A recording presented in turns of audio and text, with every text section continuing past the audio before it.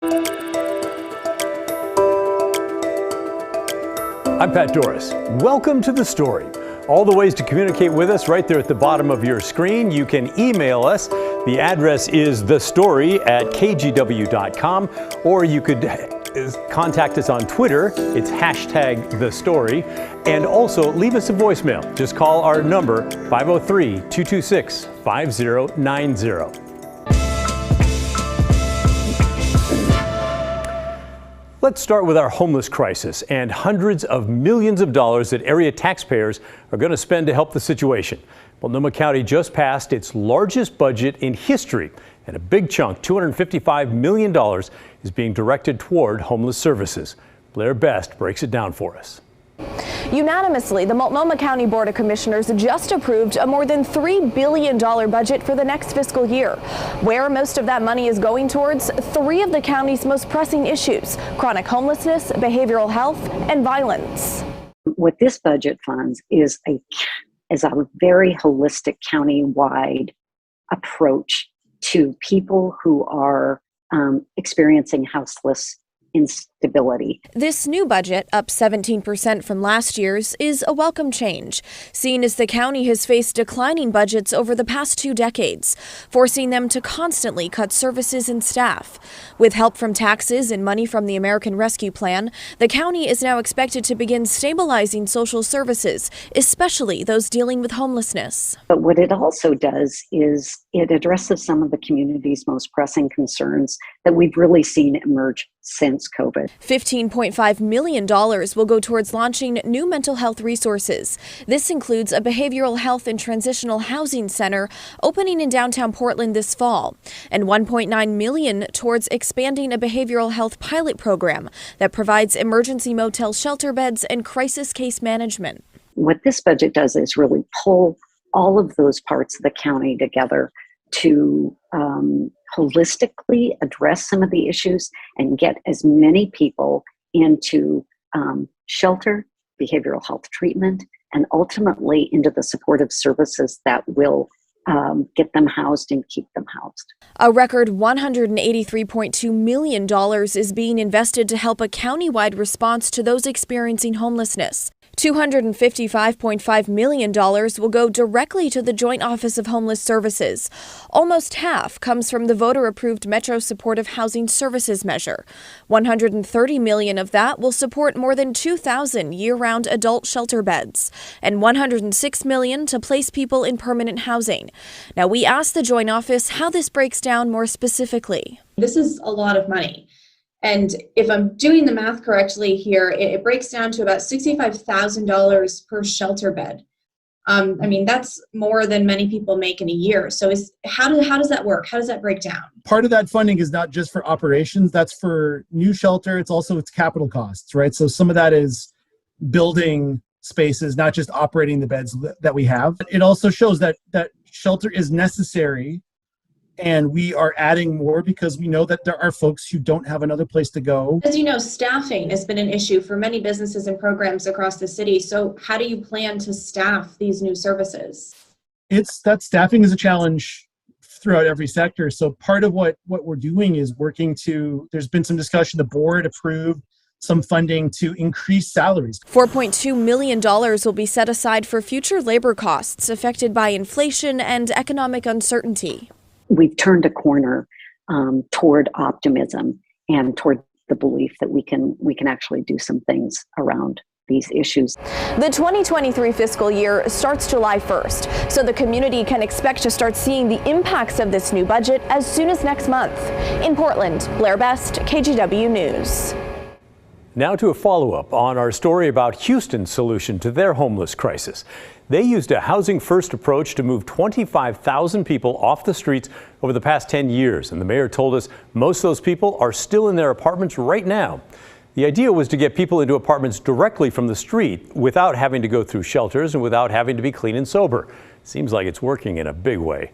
Check it out. Their count of homeless people per 10,000 people went from 21 per 10,000 in 2011 to 7 per 10,000 in 2021. During that same time period, Multnomah County's rate went from 23 people per 10,000 to 63 homeless per 10,000 people. Those numbers nearly tripled in Multnomah County. One viewer, Jen, was thrilled by the Housing First model. Yes, Housing First is an amazing model, and we should be utilizing it. The vast majority of housing in Portland is designated clean and sober, she wrote, and that is an important niche, but people not sleeping on concrete are more likely to consider recovery than those suffering outside. Well, Jen, you will be happy to know that our area also has adopted that Housing First model. I had a chance to talk today with Shannon Singleton. She's the interim director for the Joint Office of Homeless Services in the Portland area. In Portland, Housing First looks like both we need to have additional development of new apartments, but it also looks like us moving people in with those types of rent subsidies and the long-term rent subsidies into some of those market rate existing apartments. So it's a both and I want to be clear that part of, again, the comparison to Houston is their development and ability to add a lot of new apartments to the mix is what made their numbers continue to drop year over year. Which leads to our next email question. Kate wrote in to ask a simple question. We still never heard where all those one-bedroom apartments came from. Kate's referring to Houston, and it's a good question, Kate. Thanks for sending it. It appears that they had a surplus of apartments there in Houston when they started their program, and probably more available apartments than Portland. The mayor told us, though, it is getting harder to place people now than earlier in the program because they are running out of apartment space. Singleton, with the Joint Office of Homeless Services, said in the past 9 months, the office here has moved 2,770 people off the streets or out of shelters and into housing in the greater Portland area. And she said her office has supplied us, or her office did supply us, with these stats showing that over the last 7 years, nearly 33,000 people were moved into housing. The office warned the numbers are a bit fuzzy because of the way things were tracked. They suggest 10% lower is probably closer to the real total, but it is impressive. And it made me wonder, why our homeless to population per 10,000 people went up when Houston's went down? Remember that? Is it because the local homeless population is growing and there's just not enough available apartments right now? I was hoping for a number, at least an estimated range from Singleton. As you'll see, though, we never got there. I did edit this answer for brevity. Yeah, I was wondering about that myself. And we had some viewers who asked, okay, where are all these apartments going to come from? Do you have any guess of how many available apartments there are? So we are both doing with the housing bond development, and I would say, again, all of this has been very intentional over time.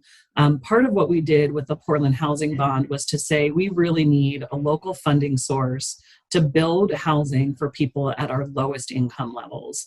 The market has never solved for 0 to 30% of area median income, and we don't expect that to suddenly change. Okay. But do you have a educated guess on how many available apartments there are in the greater Portland area? I don't off the top of my head. I would really continue to look at the reports that we see out of the Portland Housing Bureau about the state of housing in Portland, and particularly the cuts that they take around affordability levels. Those are the spaces that we can also start to see what is available out there, but frankly, what is our deficit and how do we as a community address the housing development needs? Well, I did take a look at the latest report I could find from the Portland Housing Bureau, and well, it does have a lot of interesting information. It does not estimate the number of available apartments for people who are homeless or even for those who are not homeless. Here's another question from a viewer, Robert. He wanted to know, who pays the rent in Houston? Well, Robert, that answer is taxpayers. Some of the money in Houston is local, some comes from the state, some from the federal government, same thing in Portland, and it's all taxpayer money. By the way, the reason I wanted to know about available apartments here is if we are years away from having enough for those who are now homeless, then in my opinion, we need to be honest about it and move to other options in the meantime. If there is enough space and we just need better coordination between all the groups trying to help, well, then that needs to happen immediately.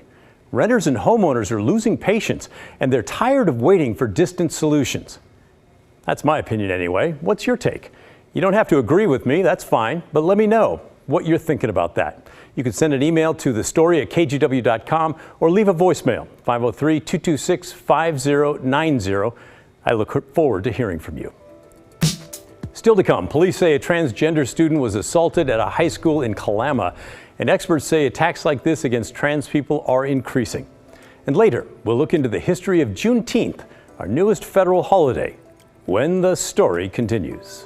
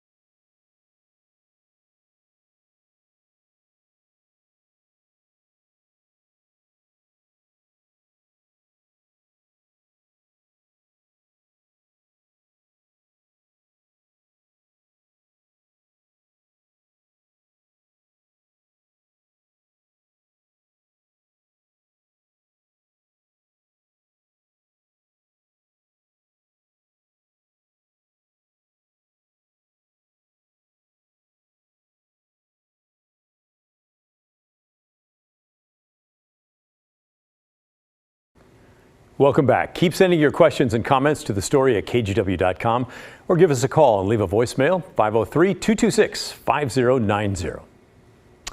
June is Pride Month. This weekend is the Pride Parade in Portland. It's a celebration for people who are LGBTQ+ and their allies.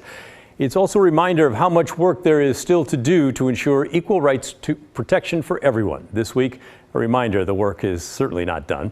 A teen attacked two transgender students at Kalama High School. One got a concussion. Police say the attacker is a 16-year-old boy who yelled slurs during the assault and then threatened to shoot the other students. The boy has been arrested and is now facing hate crime charges.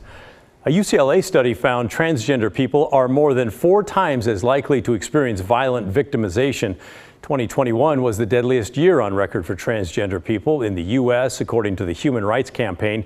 That's a group that strives to end discrimination against the LGBTQ+ community. And approximately half of the trans and non-binary youth seriously considered suicide, according to the Trevor Project, which studies these things. This year is on pace to see a record number of anti-transgender bills passed by states, according to the Human Rights Campaign, controlling what trans people can do in school, how they can access health care, and how they can play sports. So, on This Week with Straight Talk with Laurel Porter, we asked Seth Johnstone from Basic Rights Oregon and Jess Guerrero to talk to us about the dangers facing the trans community in the Northwest and how to fight back against bigotry and discrimination. So many studies show that when there are supportive adults in a young person's life, the rate of depression, anxiety, suicidal ideation goes down, and a lot of times our youth have to count on schools to provide that if they don't have that in their homes or with their families. And when we see school environments that aren't supportive of folks being their true selves and being targeted for being their true selves, it's definitely a failure of the system and adults needing to step up for youth. We really hope it someday to be a widespread common practice that any provider, mental health, physical health, would be able to affirm someone's identity. And what we know is that that is not the case right now. And folks are having to come to specialty clinics like ours to get primary care, to get specialty care, and if they are wanting medical intervention to affirm their identity, often traveling 6-7 hours just to come. And just overall, the level of anxiety, especially for our young people, is extremely high, even though they may not be in these school districts or in the states that are passing laws. They feel the weight of it. They worry about their care. They worry about their supportive and loving parents being targeted at state level, and we're talking about it, and I think it really demonstrates the role of minority stress in physical and mental health outcomes. Well, let's talk about some of that legislation causing the stress. According to the Human Rights Campaign, this year is on pace to set a record number of anti-transgender bills passed by states. They relate to health care, instruction in schools, bathroom use. In all, 300 bills compared to 150 last year. Yep. Seth, how would you describe what we're seeing as far as legislation goes? Yeah, we're seeing an unprecedented legislative assault on LGBTQIA2S+ individuals in the United States, and the biggest thing to pay attention to is, our anti-trans bathroom laws that were taking place, were largely defeated. The public was saying, we're not seeing proof of this, what is the evidence? And so we saw a lot of the anti-trans bathroom laws fall away. Around 2018 and 19, we saw a lull in these bills, and then when 2020 happened, we saw shorter legislative sessions due to COVID, and Joe Biden was elected. And now we've seen an unprecedented wave of these bills being introduced that attack the availability of public accommodations to trans people. And we've seen an effort to legislate us out of public space, whether that is in sports or in medical care, and taking away rights in different states in different ways. What is your biggest concern, Jess, with this legislation from a perspective of health care? I think there's just so many myths that are being perpetuated by the folks in favor of this legislation, and it results in folks who are on the fence or don't quite understand the care that we're providing starting to vilify us and vilify the youth and adults seeking care. And overall, we're trying to get our story, our practice into the media and really let people know that this is medically necessary, life-saving care. Not every trans person wants medical intervention to affirm their identity, but those who do should have safe access to it. You can watch the full discussion tonight on Straight Talk starting at 7 p.m. It's also on our KGW YouTube page. And if you or someone you know needs support, you can contact the Trevor Project or the Trans Lifeline. Those numbers are on your screen right now.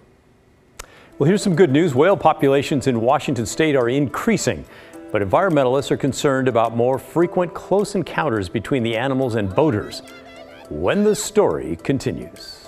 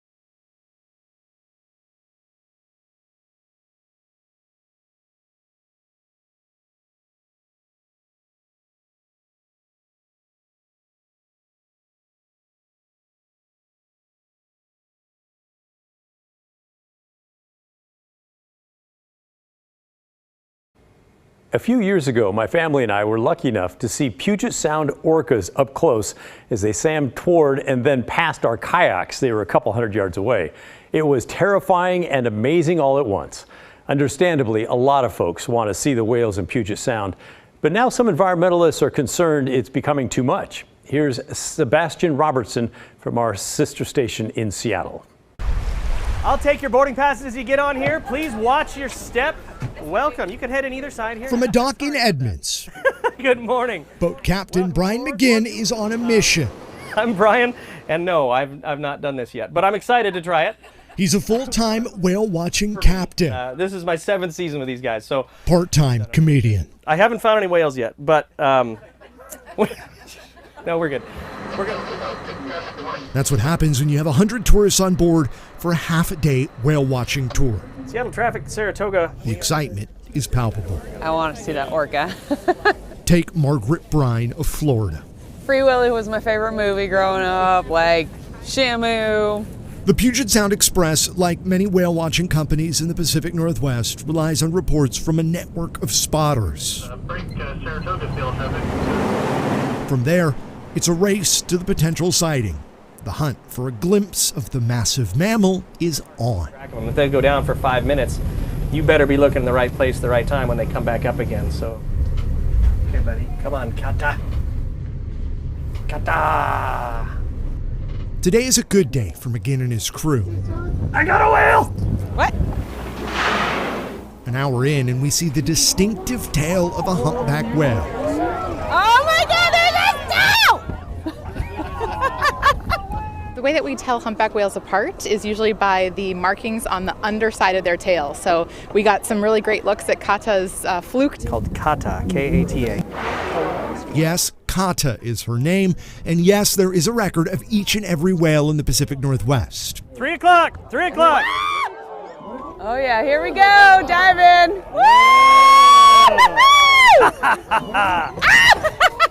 That was so cool. This exact one, has been seen before. In fact, it's made the news. Tonight, federal and state officials are looking at whether this jet skier broke any laws. Back in May, we showed you this footage that was shot by a viewer. Then one of the whales comes right up to them and splashes them before diving back under the water. There. Kata, the whale, was unharmed, and today serves as a reminder of the reality we're facing. The Marine Mammal Protection Act calls for a football field between a boat and a humpback whale. Okay, take my height and weigh that against a good-sized speedboat, let's say a 20-footer, pretty big. Now compare that to a full-grown orca whale. They can grow to anywhere between 20 and 28 feet. Significantly bigger, though, the fully grown humpback whale, which can top out at more than 50 feet. Both populations were once hunted, victims of both pollution and climate change. It just spouted off. But today, according to the Pacific Whale Watching Association, the tide is turning. Today, both humpback whales and the big killer whales, their populations are both growing really quickly. And so in the last several years, we have been seeing more whales, and there are more people going to watch whales as well. So. Oh, there he is! Humpback whales benefiting from a record baby boom in 2019. Wow. And despite new calves in recent years, the orca population in the state is still considered endangered. Has been since 2005. Regardless, sightings are up. Oh, I got something. Next up on our tour, Right under that seagull, yeah. our Florida couple's dream. Is anyone interested in seeing some killer whales? A pod of orca whales. Bye. We got killer whales! Oh my God, babe! With the whales in sight, the boat's motor is killed. Good God, he's huge. Oh my God. It's indescribable. You dream about this moment your entire life, and then it finally comes true. And you're like, you just stand there in awe. It's just so cool. But without any harassment. Are you watching off your starboard side? NOAA calling on boaters to stay 200 yards from killer whales in Washington state.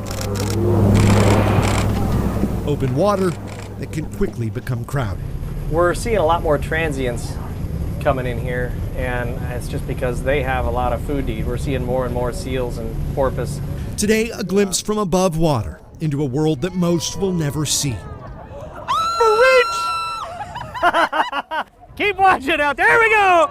And Yes! A check off a bucket list for this woman. Like, my whole life is made. I can die now. Like, I am good. I have met my spirit animal. Animals in the wild, alive and free in a quickly changing world. Life is complete. In Edmonds, This place is absolutely beautiful. Sebastian Robertson, get your last looks with these whales as we are southbound here out of Carr Inlet. What a day.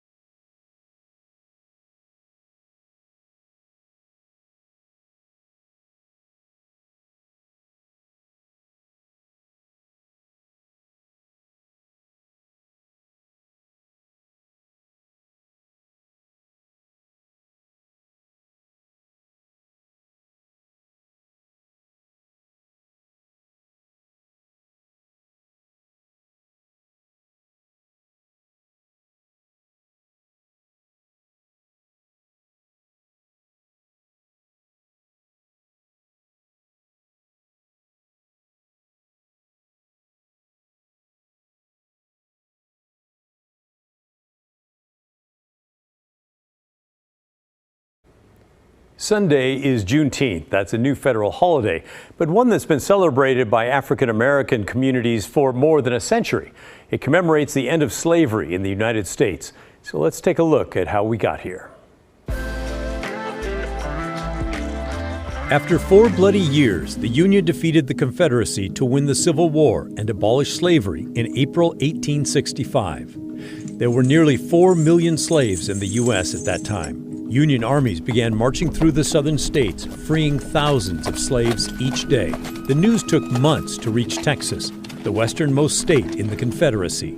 On June 19, 1865, Major General Gordon Granger and 2,000 Union troops rode into Galveston, Texas, and told slaves of their freedom. The people of Texas are informed that in accordance with a proclamation from the Executive of the United States, all slaves are free. This involves an absolute equality of personal rights and rights of property between former masters and slaves. Granger's words spread through Texas. All at once, slaves found out the war was over and they were free. Their joyous, spontaneous celebration gave birth to Juneteenth. Juneteenth, a combination of the words June and 19th, commemorates when the last enslaved people in the South were finally set free. Many slaves were met with violence or death when they tried to leave, yet the promise of freedom extinguished fear and fueled generations of indestructible people. Former slaves gathered on Juneteenth the next year and the year after that, and over the decades, black communities observed the holiday with festive family gatherings, colorful parades, and bountiful barbecues. Texas became the first state to make Juneteenth an official holiday in 1980. Since then, all 50 states and D.C. also recognize the holiday. In 2021, President Joe Biden signed a new law commemorating June 19th as Juneteenth National Independence Day. Juneteenth is a celebration of independence, the day all Americans were truly free.